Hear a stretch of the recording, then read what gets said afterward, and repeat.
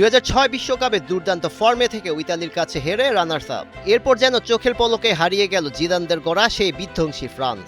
আর তার চূড়ান্ত রূপ দেখা গেল 2010 বিশ্বকাপ আসরে।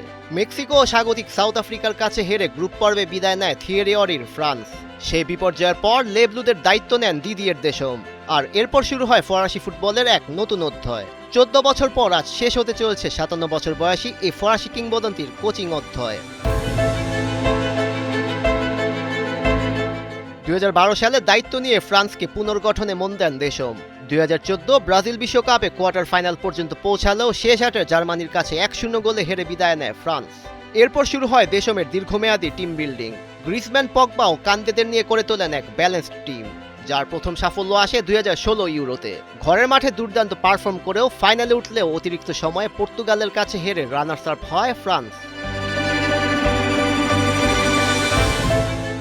তবে হার মানার মানুষ ছিলেন না দেশম। 2018 রাশিয়া বিশ্বকাপকে সামনে রেখে চলতে থাকে তার মাস্টার প্ল্যান।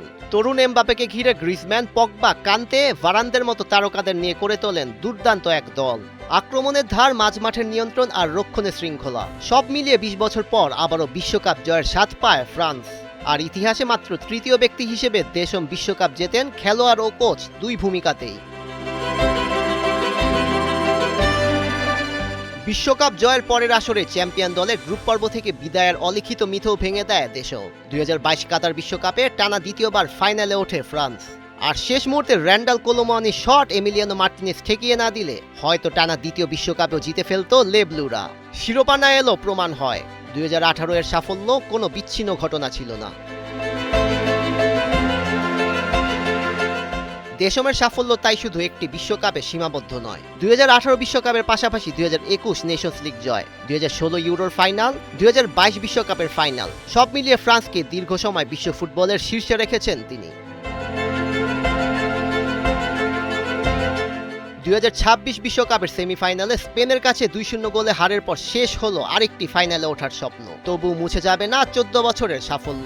অধিনায়ক হিসেবে ইউরো ও বিশ্বকাপ জয়, আর কোচ হিসেবে আবারও বিশ্বকাপ জয় দিদিয়ের দেশম তাই শুধু একজন কোচ নন, ফরাসি ফুটবলের এক পূর্ণাঙ্গ কিংবদন্তি। ডাগ আউট ছাড়ছেন তিনি, কিন্তু কিংবদন্তিদের উত্তরাধিকার কখনো ফুরায় না। সৈয়দ রেজাউন রহমান, 71।